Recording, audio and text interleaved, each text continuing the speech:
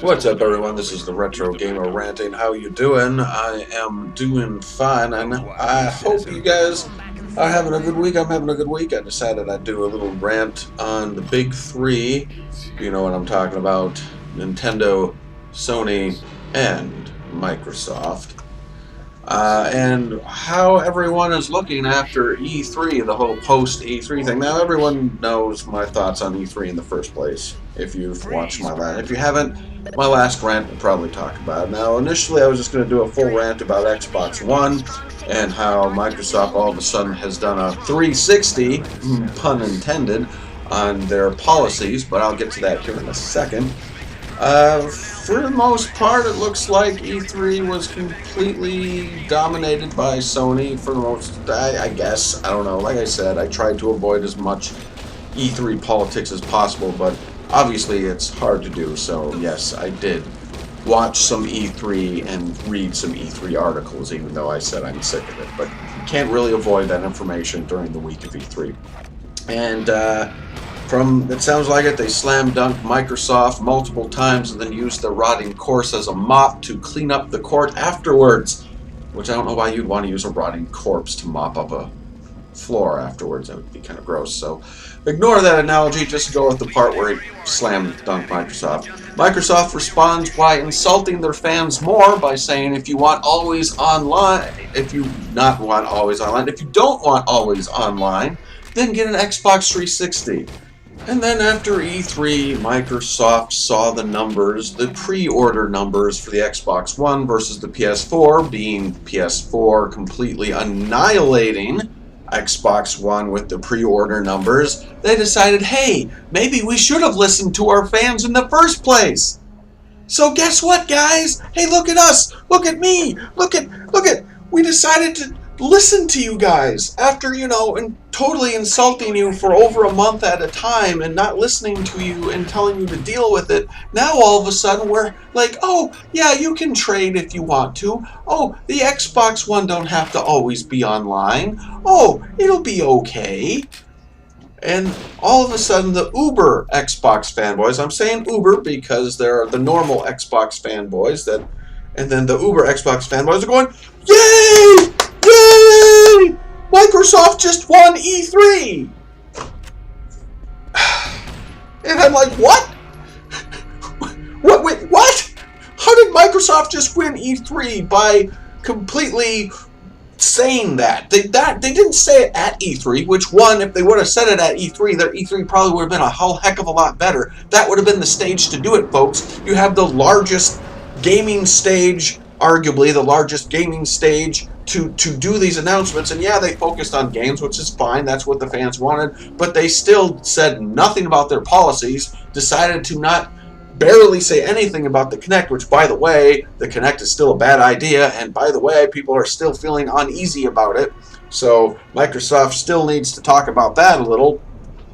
And after E3 is when they did the big announcement of, oh yeah, you're right, we should probably not have those policies because it really ticks you off. And no, they had to see the numbers first. They didn't believe their fans. They thought to themselves, they did the same thing that Nintendo did with the Wii U, where they just said, our fans love us enough, it doesn't matter what we say, they'll still buy our Xbox. And then all of a sudden, people will start going, well, I was a Microsoft fan, now I'm a Sony fan. I'm pre-ordering the PS4. Oh, no, you're not. You'll still come over. Oh, God, the numbers are in. Why is everyone pre-ordering PS4s? I don't understand. Why is nobody pre-ordering the Xbox One? Quick, we have to change our policies now.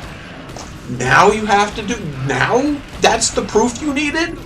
You not listening to your fans? In the first place was the first mistake. And now everyone, the Uber Xbox, everything's good now, don't worry. Seriously, it's like they're in a battered relationship. It was just interesting reading all those articles and then going to the comment section and seeing those Uber Xbox fanboys going, oh good, everything's better now. Seriously, Xbox literally verbally abused you for over a month, and then all of a sudden came back with flowers and chocolate and said, "Oh, it's okay, sweetie. I've been thinking about it and everything's gonna be alright. I won't hurt you anymore. Put on your best outfit and we'll go out to eat and dancing. Don't worry, you can trust me now. So go, before we leave, make sure you go and pre-order that Xbox One." Okay! Really? You're really going to believe them after this? And then the normal fans actually thought about it and said, you know what, this doesn't really change in my mind. You know, I'm going to at least be cautious with this, because just because they said they're not going to do it doesn't mean they're not going to try to do it later, at a later date.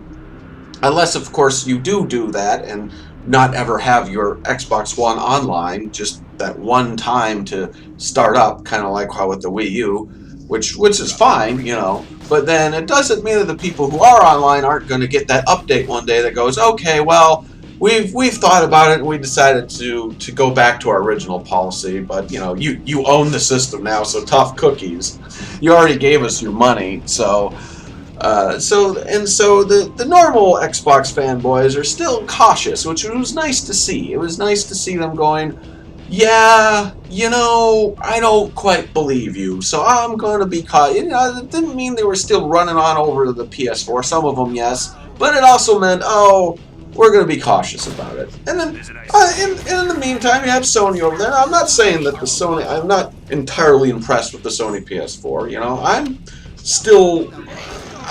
basically next gen. My opinion on the next gen is I'm just waiting. You know, I got my computer. I'm fine with that. In my opinion, the computer has done everything it needs to do for me without any of the restrictions. Okay, that's my opinion. But if I had to choose between, you know, and I'm not even putting Nintendo Wii U in this category, because Nintendo Wii U doesn't put themselves in the category with Microsoft and Sony. They've cut themselves off completely. So I'll get to that here in a second. But if I had to choose between Microsoft and Sony, if I was going to get one, I would probably go with the PS4. I was probably the most impressed. It looks the most impressive on lower. And I was also happy to see that they were embracing indie games, which was which is nice as well. I am a huge supporter of indie games. My channel mostly has converted over to just talking and doing reviews on indie games, and along with the retro games. So it was nice to see it. So if I had to choose, and then it's so funny because it's this one big disgruntled family, and it's like you have Microsoft and Sony, who are the two meathead brothers who are always bickering and hate each other, at each other's throats, and then always trying to prove to everyone that they're better than the other one. You know, oh, look at me, I look better. Look at me, I handle better. Look at me, I have better games. Ah, you're an idiot. No, you're an idiot. And then it's like, if you were at a family reunion, they'd be the ones that would be sitting there talking smack to each other and challenging each other to push-ups, who can do the most push-ups and who can run the fastest. And then you have the Wii U, which is basically Nintendo, who's just sitting in the corner. You know, he's that strange cousin that only shows up at family reunions, otherwise you never see him, and he just basically stands in the corner shaking his head disapprovingly, you know, just like, oh, I can't believe I'm related to these guys. You know what? You guys just do your own thing. I got my own thing over here, which is fine. That's what Nintendo's always done. And yet again, I've been seeing articles all over the place about Nintendo. Basically, well, Nintendo's kaput. They keep making mistakes with the Wii U and the 3DS and blah, blah, blah. Every time we get these articles, though, we got those articles with the Wii. We got those articles with the GameCube. We got those articles with the N64, for crying out loud. They've been predicting doom and gloom for Nintendo for so many generations.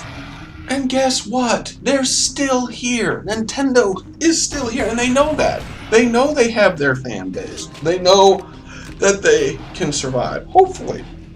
I would hate to see Nintendo go. I love Nintendo. I haven't been too happy with their choices as of late, but I am happy to hear that the 3DS has gotten a surge as of late, which is really nice as well.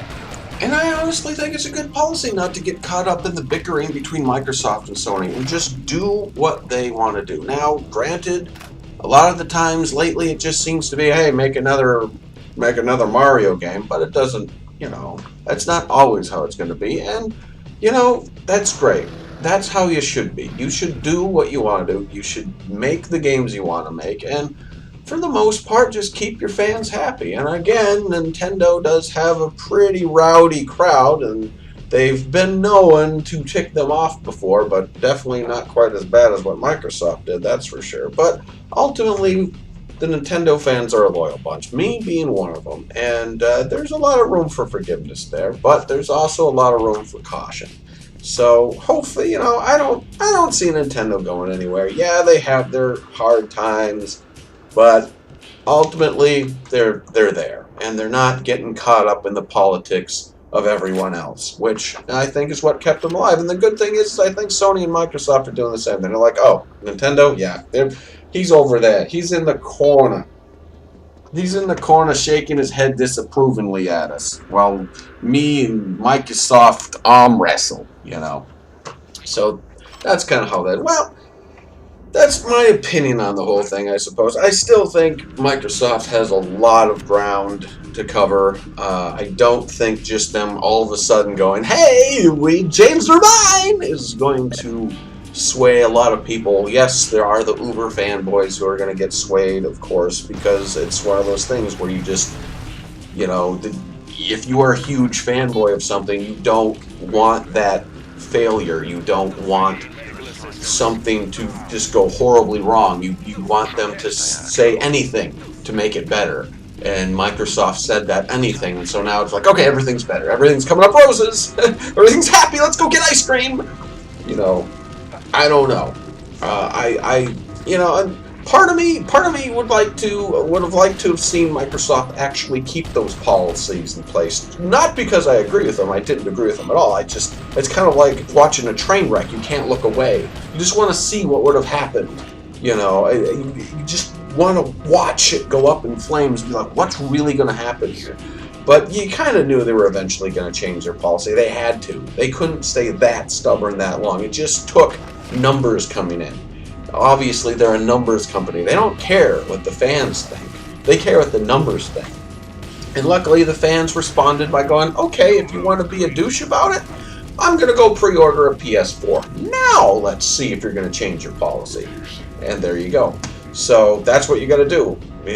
You can complain all you want, but if the numbers ain't there, they're not going to change their mind, especially when it comes to Microsoft. So, oh well, we'll see what happens. Personally, like I said, I'm just going to stick with my PC for now. If anything happens at next gen that sways me either way, doesn't mean I'm not going to get like a Wii U or a PS4. I'm probably not going to get an Xbox One. Sorry, Microsoft. Just nope, not going to happen. I'll just stick with my 3DS right now, my computer, my Wii, all my old classic consoles, and I'm good, But, that's just my little opinion on post-E3 and the state of the next-gen systems, and it's going to be an interesting ride from here on. This is going to be fun to watch. Like I said, it could be a train wreck. Whether or not, you can say, oh, Sony's already won next-gen. No, the state of consoles for next generation as it is a bit shaky, even if a system is getting more pre-orders than others.